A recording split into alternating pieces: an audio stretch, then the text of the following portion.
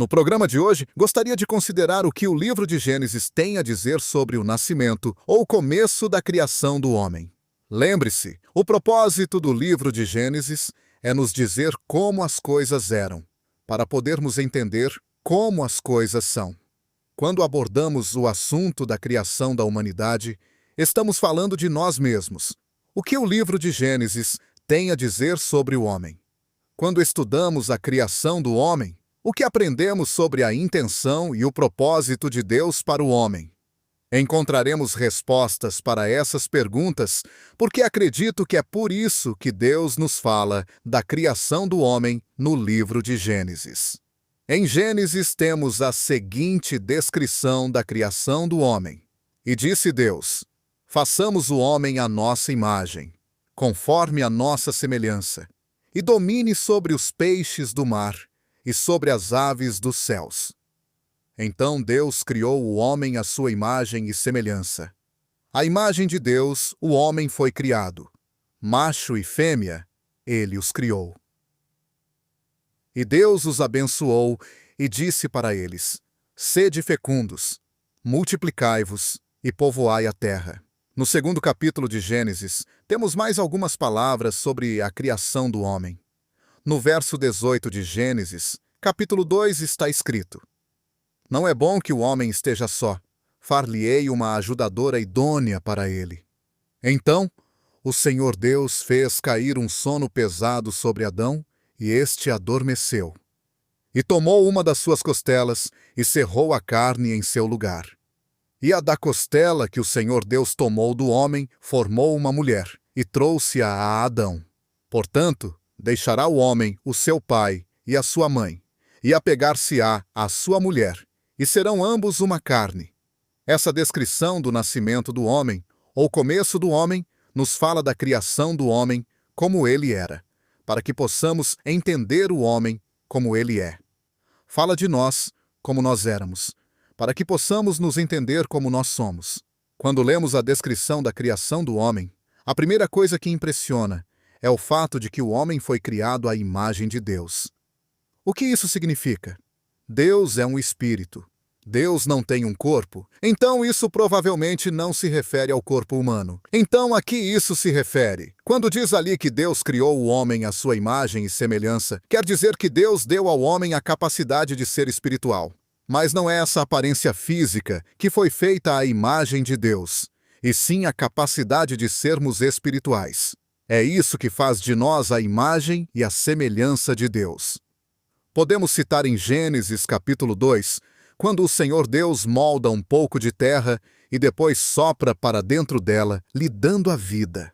O homem se torna uma alma viva, um espírito vivo. Aí foi exatamente aí que Deus criou o homem à sua imagem e semelhança, porque Deus é espiritual. Se pensarmos nisso, veremos que o homem tem a capacidade de ser pior do que qualquer animal selvagem. Nenhum animal selvagem já matou mais de 6 milhões de outros animais só porque não gostava da aparência deles. Mas um homem fez isso.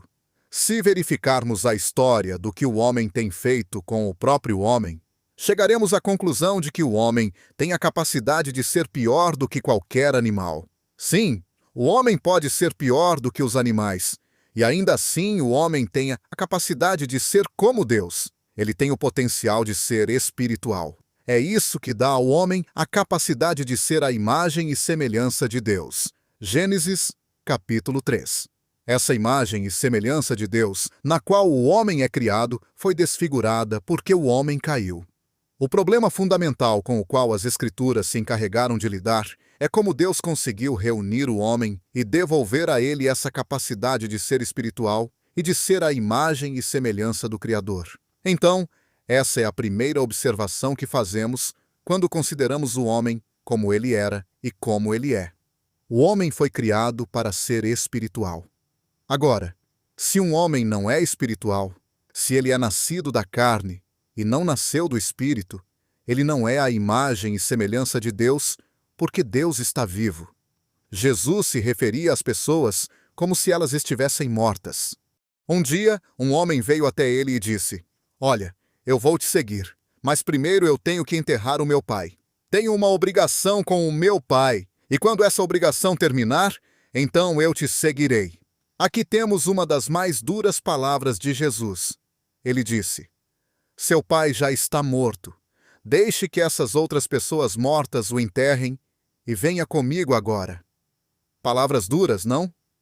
O que Jesus quis dizer com seu pai já está morto e deixe que os mortos enterrem o morto? Ele quis dizer que o fato de você estar fisicamente vivo não significa que tenha vida, não a vida que Deus planejou para o homem. De acordo com as Escrituras, quando nascemos fisicamente, não somos a imagem e semelhança de Deus. Recuperamos essa imagem e semelhança quando nascemos de novo. É por isso que temos que nascer de novo. É por isso que precisamos desse ato da criação em nossos corações. Outra observação que podemos fazer sobre a criação do homem é ele os criando macho e fêmea. Por que Deus criou o homem e a mulher? Esse foi o primeiro exemplo de cirurgia com anestesia. Deus foi o primeiro anestesista. Ele fez com que Adão caísse num sono profundo e então retirou uma de suas costelas, que foi usada para criar a mulher. Eu acredito que isso é um belo simbolismo. Os velhos estudiosos certamente vão dizer que Deus não tirou a mulher da cabeça do homem, o que poderia simbolizar que a mulher iria mandar no homem, ou que Deus não tirou uma mulher dos pés do homem, simbolizando que ela devesse servir a ele. Deus tirou uma mulher de um dos lados do homem. Afinal de contas, o que está mais próximo do coração do homem do que suas costelas? Deus queria que a mulher ficasse do lado do homem, perto do coração. Esse é um belo simbolismo. Por que Deus criou a mulher? Está escrito que quando Deus criou o homem estava incompleto. Mesmo sendo a imagem de Deus, Deus disse: não é bom para o homem estar incompleto. Vou criar uma ajudadora, que significa alguém que completaria. Então, Deus fez a mulher para completar o homem. Homem e mulher unidos em uma só carne são um ser completo. É isso que a gramática hebraica sugere. Deus criou o homem macho e fêmea. Por quê? Muita gente acha que no Jardim do Éden eles cometeram algum tipo de pecado sexual. Isso é ridículo. Deus os fez sexuais antes deles caírem em pecado. E disse: isso é muito bom.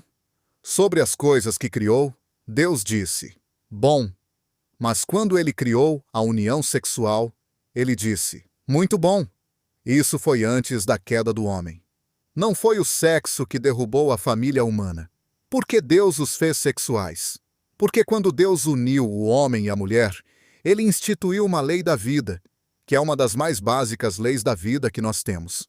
Ele trouxe à existência a instituição mais importante que temos na Terra hoje. Nós a chamamos de família ou o lar. Era o plano de Deus quando ele os criou macho e fêmea, unir duas pessoas e torná-las parceiras, para que pudessem se tornar pais. E então, como pais, eles poderiam produzir pessoas que um dia também se tornariam parceiros e pais. E produziriam pessoas que se tornariam parceiros e pais. Essa é uma grande lei da vida, que deu início e que norteia e sustenta toda a família humana.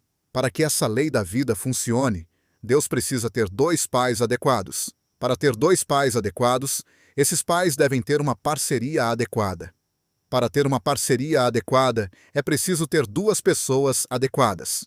É assim que isso deve funcionar. Para que a lei da vida funcione, é preciso que haja pais adequados, parceiros adequados e pessoas adequadas. É mais ou menos assim, como se fosse um triângulo. A lei da vida que Deus trouxe a efeito quando criou o homem e a mulher, diz que as pessoas devem se tornar parceiros, para que possam se tornar pais. Pense nisso como se fosse um triângulo. Um triângulo não existe sem a linha de baixo ou sem um de seus lados. A paternidade depende da adequação da parceria. A parceria é apenas tão adequada ou efetiva quanto as pessoas que fazem parte dessa relação. Quando as Escrituras nos aconselham sobre como podemos ser pais e parceiros adequados e pessoas adequadas, as Escrituras sempre irão nos instruir a começar com as pessoas. Em 1 Pedro, capítulo 3, por exemplo, Pedro aconselha uma mulher que tem um marido que não segue a palavra. Aquilo poderia significar que o marido dela não era crente, ou talvez ele fosse um crente, mas nem sempre obedecia à palavra. Pedro, na inspiração do Espírito Santo, diz para ela qual tipo de pessoa que ela deveria ser. Pedro não disse nenhuma palavra sobre seu marido ou sobre tentar mudá-lo. Isso é muito realista. Um amigo meu, que é psicólogo, diz que muita de nossa ansiedade e frustração resulta disso. Nossas metas dependem muito do que as outras pessoas irão fazer. Por exemplo, queremos que nossos filhos façam uma certa coisa. Nossas metas para o futuro estão baseadas nisso e de repente descobrimos que não podemos controlar o que eles fazem. Ou ainda, você quer que seu marido faça certas coisas. Essa é a sua meta para esse ano. Entretanto, você descobre que não consegue controlar o seu marido.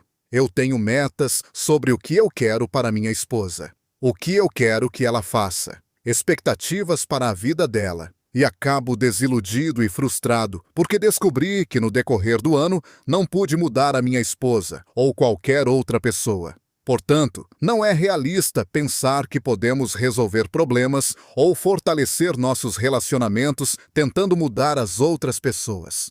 Quando as pessoas procuram um pastor para aconselhamento matrimonial, geralmente a pessoa de quem eles querem falar a respeito é o parceiro. Houve um caso de um homem que disse logo no início da sessão de aconselhamento: "Olha, se Moisés tivesse conhecido a minha esposa, teria um outro mandamento." E aí ele começou a me contar tudo sobre a sua esposa. A ideia de quem procura aconselhamento é: "Pastor, se o senhor puder consertar os defeitos da minha esposa ou marido, então eu vou ficar bem. Não terei nenhum problema." Isso não é muito realista e, na maioria das vezes, não resolve o problema. Mas a maioria das pessoas acha que o problema pode ser resolvido apenas consertando a outra pessoa. As Escrituras nos ensinam a começar pela base do triângulo, com as pessoas. E já que devemos começar com as pessoas, vamos começar com você. Você não irá responder pela outra pessoa. De acordo com o que as Escrituras ensinam sobre julgamento, não ficaremos diante de Deus como parceiros. Você não vai responder pelo seu parceiro de casamento quando ficar diante de Deus um dia. Você vai responder apenas por si próprio. Essa é a pessoa pela qual você é responsável. Essa é a pessoa pela qual você pode fazer algo. Essa é a pessoa com a qual você deve realmente se preocupar. Se você quiser fortalecer a lei da vida planejada por Deus, se preocupe com você primeiro.